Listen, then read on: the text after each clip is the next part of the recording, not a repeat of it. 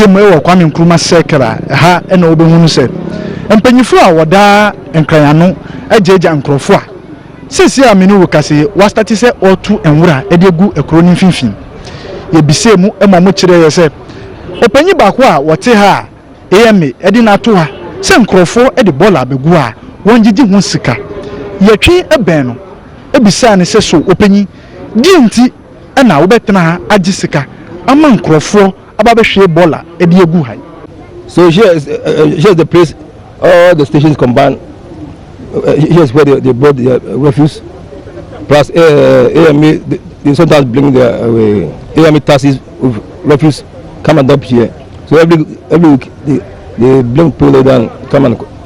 get everything. They're supposed to come today, but they say they have some problems, so tomorrow they'll be coming. So it's weekly they come and collect everything. 70% station boiler, they don't pay anything. But the outsiders, they pay something small for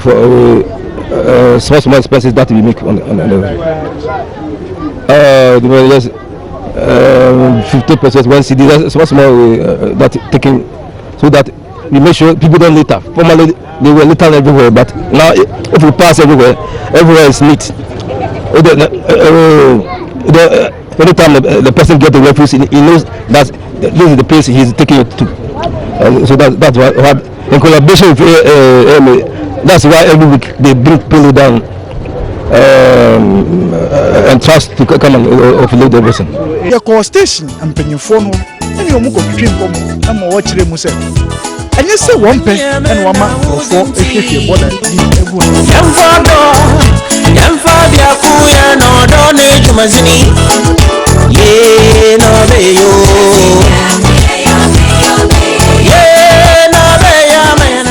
Etolebia ya tete ewo me se hwedwuma kese ye wo ne plan nipa e fa ha na dos nipa ye dwuma nso dos no bi abo ne trimo pose ye fiche he no de bola e begu sebi impredre sebi ebunu se ye bola kra we fi akra na ye bola indusa na bola timi fi adabraka kokomlemle alajo no okwabra ne de abegu ye hwene ano esan se ye na ese ne fataye ye tu ho anamo chese at the moment a omoba abehwe bola no obo se the next day ne track agina esesa next will be bua payo na de oyesa na Ghana zo ti na wo sa atemupo na enko ye o ti say nipa ho adwuma ne ye life is at risk here. Let's assume say ne yare bi esi akoro esi ha, just imagine how the country is going to lose. Ne ye hwina no he ya no de bola babegu ho wa wunnim sade a wo ye ne enye no be se memeka ho asem. Etolebia Ghana for we need to be smart. Amma ye tu bola on say ye meyi bola efi ha almost is a bola na ne over 3 days time a different and we say obviously be a bola no cry answer. What you say 7 bread as obviously bola no nya bebi mbegu na ha no de gu a and ye hu adwuma ne se na be ho go ba seme etimi si obe 1 week inso timi togu so nipa nzu didi wo ha nipa twem wo ha bone be nkwa na new plan yaye bola na egu ha wo hu ni sa no obi antimi ntu bola ngwa kwa sa nko bola wo hu se egu ha nyina no eme obi a obabeto bola before so benya kwa so obabeto bola gu ya jiniska ansa na bola no ha even friends Zoo Lion for krampa o ye clean wo ha no krampa no o kago cast ne yi wo ha no yetimi e contribute sky de bo mo sede be ya o betimi a clean aha nyina ye de de amom o mu nyina so ha ya no mudigo so onti se sky net mi akọ mo nchen a ye hu de nti a wo so o mutimi mameza bola ne emfree ha sei nti sa contribution na mo ye no sky ne ba ho na ya mo de ma who say Zoom Lion for no more nipa da o ma no aha nto na na ba late say o mo enu de ase ye de motivate o mo say ba ya o betima ye clean ni yie ama ye say ba ya be free efi ni mu ana ye de mo nyese bi o mo charge but ye wo personal ayi ho a trucks ni ayi bi o mo nam a o mo sabola o mo jijiska so to AME a o mo de bola no ye de ebegu ha no mo begu ha na end of the day no at least o say ka car best free ha as we say the bola a hipu ha sei ye hu de ntia to so ye e wo hoyi impa be ka ho asem sa abon se o mo a no ma ba so ma ba no ma saka kra bi o no mo jade aka no ne mko na san ahipu o ka no me no ye adwen but the woman say nipa no the de bola ne ba no wono no che say obo AME dim nti wagigi scan wadi bola no eba o me mu de nim say me betuma be fa de na ye every but say enkosa before no start any day at least be 2-3 days be on be fa na no kwa na big dustbin any sia an ko for the gum ana aba be hipo afi the dustbin ma be ko for the statistics go for ma adam o madam pe ye no wu asa ma ay kese sa na bola we mu na nipa da we mu no e de yale na beba enjanya fa me de menya ka every week bia kra no ye me fo no ye de omomra no mekre sa de no free o na ye nye free wa me de me ka o nipa anya ba bi na sa anya ba bi o se di pada uti o se Ghana mpefo na hwe na o mo bo we mu nya ba bi na no at least on pe bi kra mom koda am fi say better ya bo modian kopie AMA officer adwen se anka ye no mu ebedi twetwe nkomo e de fa ho nso kiremu a nya de a obeyi ano enwura abodompemu a ene bebia nkrofo dan a wo tumi hu se yade bi etisim sese a ebekọ kofa wo yene e de abre o man Ghana nti ye bisa AMA fo se di nti na obema kwan ama nkrofo agigi hu sika no abebetu bola e de egu fom ha na Adom TV amane boni dachi hene na ya olai kabasho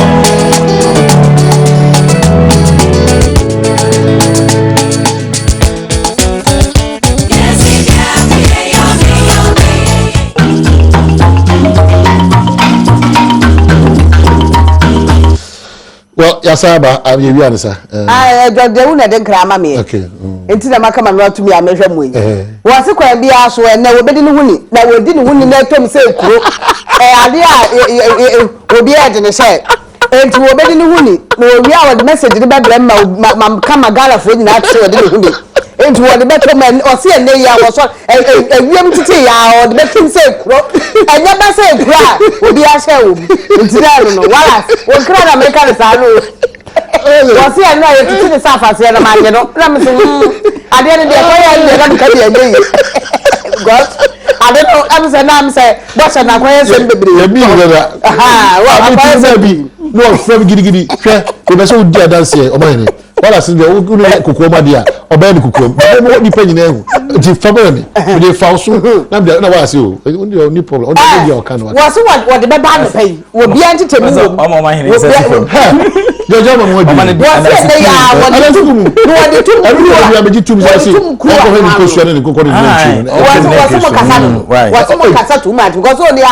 elu anu wo kuma se na mo se mo ma ni simple o wo ye ni kuro ne ya abata ye wo ye ni kuro obi an tete me sure kwase mo ba ni wo mo ba ma kuro ya wo the message baba ma Ghana fo otoko fa technical manager na ya wo coach ya wo coach technical manager ya wo coach everybody be so no technical there be has technical you know as a head coach there be manager so mo video analyze out there utama Oram ka so ni area coffee amuna na dia gross abre oda so manager be modern day technical knowledge as to whether so will be there will be intimate check say game no lack so what get more criteria mo dey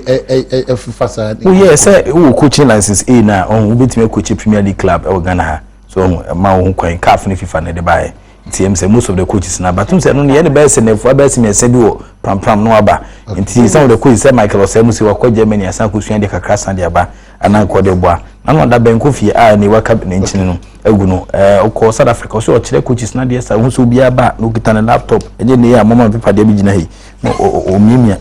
ohun na ode ye the presentation person ne Mexico so computer no say enye for the creation for a laptop so computer it was not for the creation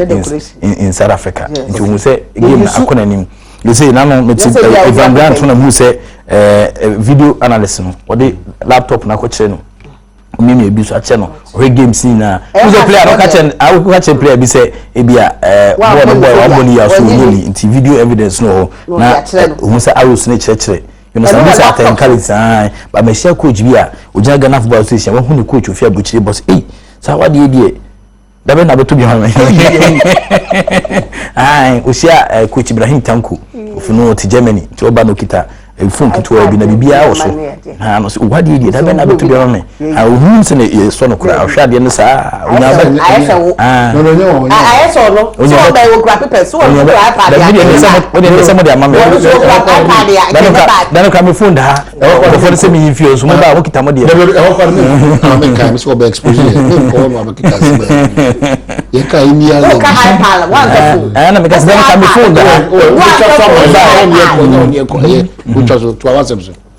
I've the car se also the calling the one na se no me fan ko fa mra so ko the government ni pa one actually no no me fan ko fa mra me so apa na me ke